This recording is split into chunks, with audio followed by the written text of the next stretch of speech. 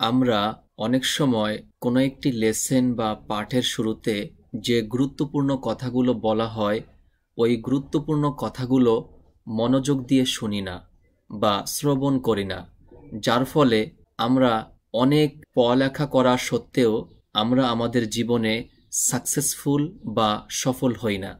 আমরা এই পৃথিবীতে অনেক মানুষকে দেখতে পাই যারা জীবনে অনেক পড়ালেখা করেছে, তারপরেও জীবনে সাকসেসফুল বা সফলতা অর্জন করতে পারেনি। কারণ হলো, শুধু পড়ালেখা করেই জীবনে সাকসেসফুল বা সফল হওয়া যায় না।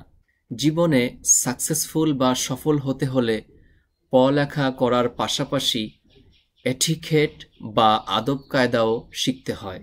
এজন্য আল্লাহ রব্বুল আলামিন কোরআনে কারিমের শুরুতে ইকরা বিসমি রব্বিকাল্লাযী খলাক এই আয়াতটি কোরআন মাজিদ নাজিল হওয়ার শুরুতেই নাজিল করেছেন।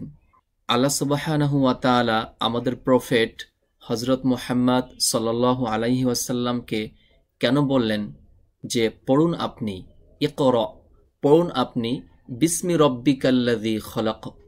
এখানে কেন তিনি বললেন যে আপনার প্রভুর নামে পড়ুন? কেননা এই পৃথিবীতে অনেক পড়ালেখা আছে। কেউ ডক্টরেট অর্জন করেন, কেউ সফটওয়্যার ইঞ্জিনিয়ার, কেউ জজ, কেউ ব্যারিস্টার, কেউ মন্ত্রী, মিনিস্টার।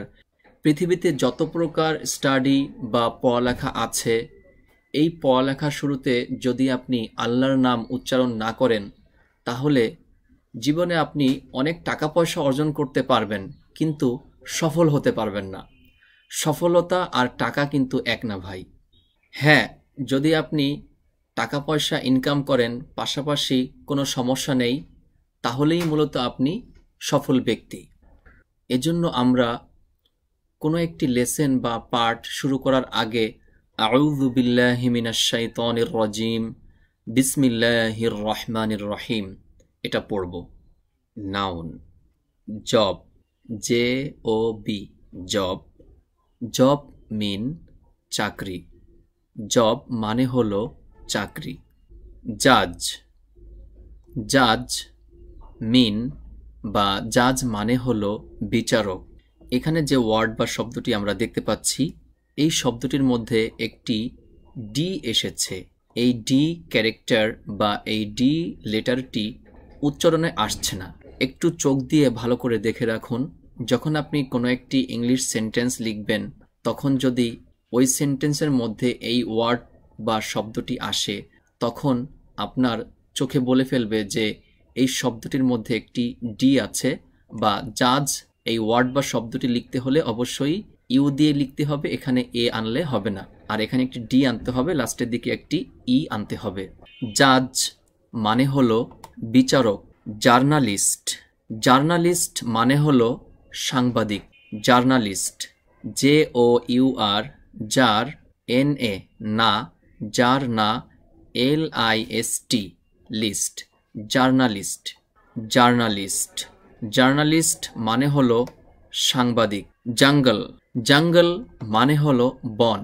জঙ্গল শব্দটির সঠিক উচ্চারণ হবে জঙ্গল। জঙ্গল মানে হলো বন। জোক, জোক মানে হলো কৌতুক। জোকার, জোকার মানে হলো ঠাট্টাবাজ। জার্নি, জার্নি মানে হলো যাত্রা। জুস অর্থ বা জুস মিন রস, রস। জাঙ্ক, জাঙ্ক মানে হলো আবর্জনা, আবর্জনা। জ্যাকেট, জ্যাকেট মানে হলো জ্যাকেট। এই যে আমরা জ্যাকেট পরি না শীতকালে, জ্যাকেট। জ্যাকেট মানে হলো জ্যাকেট। জেলি, জেলি মানে জেলি। জুয়েলারি এই ওয়ার্ড বা শব্দটির মধ্যে কি কি ক্যারেক্টার এসেছে একটু চোখ দিয়ে ভালো করে দেখে রাখুন, ফিউচারে আপনার অনেক ভালো হবে। জুয়েলারি মিন জুয়েলারি এভাবে বলতে পারেন, বা জহরত।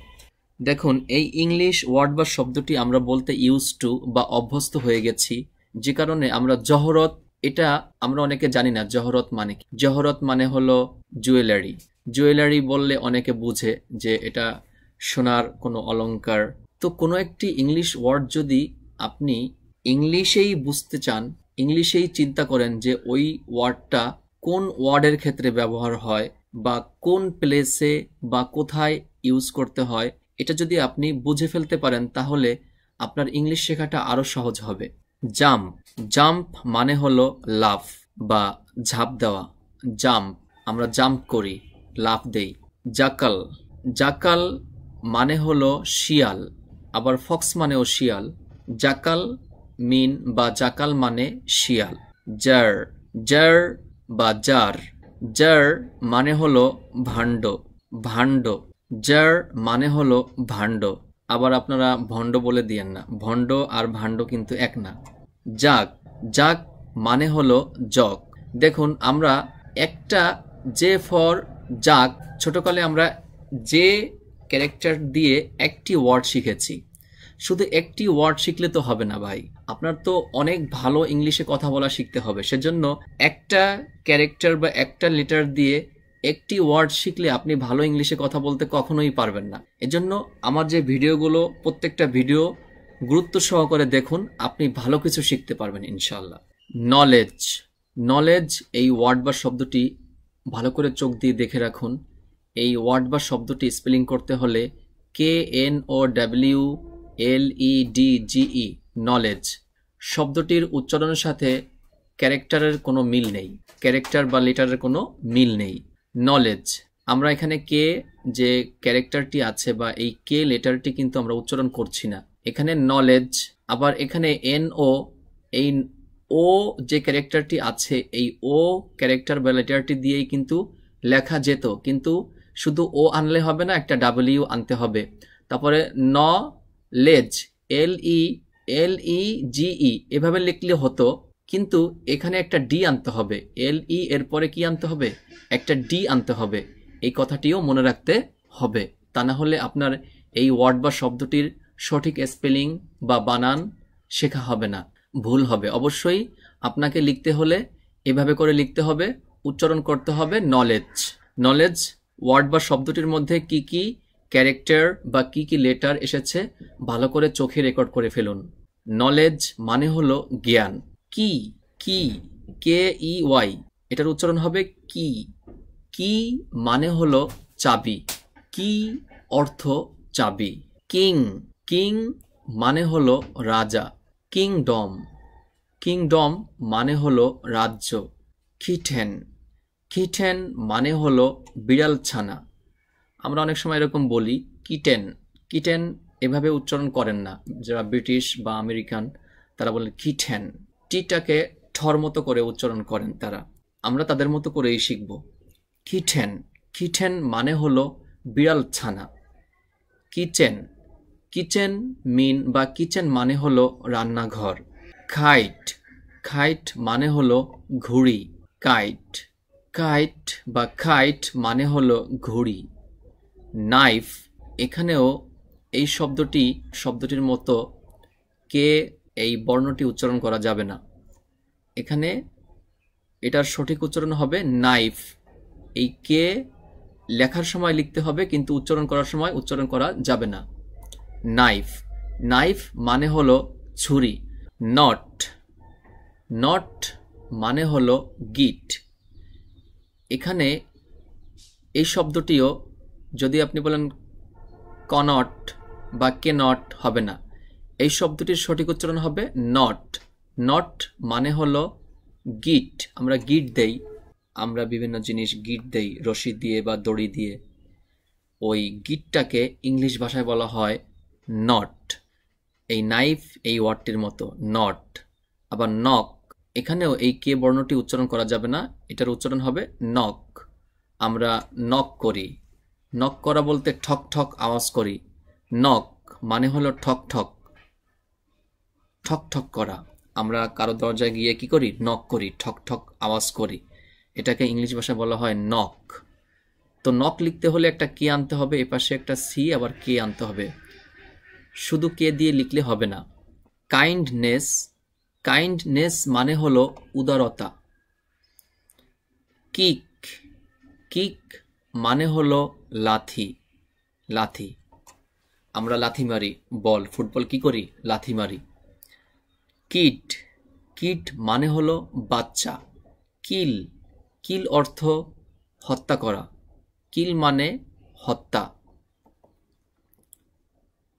কিলার, কিলার মানে হলো হত্যাকারী। কিলার, কিলার মানে হলো হত্যাকারী। কিন্ডারগার্টেন, কিন্ডারগার্টেন, কিন্ডারগার্টেন মানে হলো শিশু বিদ্যালয়। এখানে কিছু গুরুত্বপূর্ণ কথা আছে। এই শব্দটি লেখা আছে কিন্ডারগার্টেন। যদি আমরা কিন্ডারগার্টেন বলি তাহলে এই উচ্চারণটি হয়ে গেল, আমরা যারা বাঙালি, বাঙালিদের মতো উচ্চারণ হয়ে গেল। কিন্তু এই ওয়ার্ড বা শব্দটির উচ্চারণ যদি আমরা ব্রিটিশ বা আমেরিকানদের মতো করি তাহলে দুইটি সিস্টেমে উচ্চারণ করতে হবে। একটা হলো কিন্ডারগার্টেন, এই টি এর জায়গায় একটি ডি বা ড নিয়ে আসতে হবে, তাহলে এই ওয়ার্ড বা শব্দটির সঠিক উচ্চারণ হবে। অনেক সময় টি এর স্থানে ব্রিটিশ বা আমেরিকানরা ডর মতো করে উচ্চারণ করেন। আবার এই ওয়ার্ড বা শব্দটিকে আমরা কিন্ডারগার্টেন, ঠেন টির জায়গায় ঠ এর মতো উচ্চারণ করতে পারি, এটাও সঠিক। দুইটার যে কোনো একটি উচ্চারণ করলেই হবে। কিন্ডারগার্টেন এটাও সঠিক, কিন্ডারগার্টেন, ঠেন এটাও সঠিক। নি, নি এই ওয়ার্ডটি দেখে রাখুন। এখানে কে এই বর্ণটি বা এই ক্যারেক্টারটি উচ্চারণ করা যাবে না, আর এই পাশে দুইটা ই আনতে হবে, ই। নি, কে এন ডাবল ই, বা আপনি এইভাবে বলতে পারেন কে এন ই ই, নি। নি অর্থ বা নি মানে হলো হাঁটু। কেটল, কেটল মানে হলো কেতলি। এখানে কিছু গুরুত্বপূর্ণ বিষয় বলবো। এটা হলো ভার্ব, এই ওয়ার্ডগুলো ভার্ব, আর এই পাশের ওয়ার্ডগুলো হলো নাউন, নাউন, নাউন। আর এটা হলো ভার্ব, এই ওয়ার্ডগুলো ভার্ব।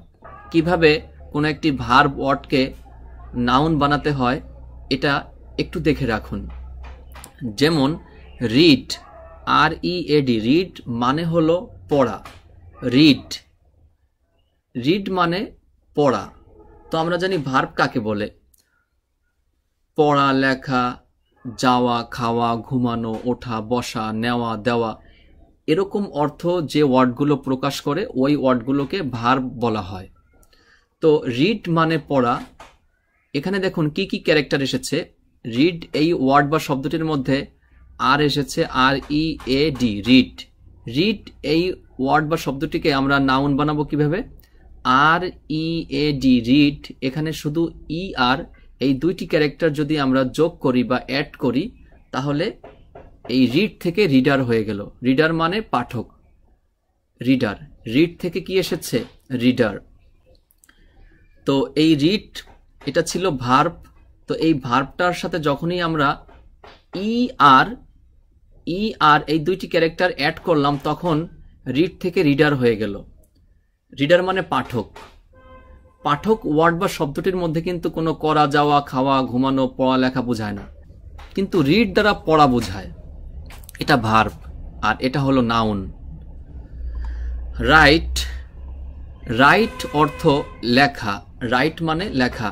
এখানে রাইট এই ভার্ব ওয়ার্ডটি এখানে শুধু আর অ্যাড করার ফলে রাইট থেকে রাইটার, রাইটার মানে হলো লেখক।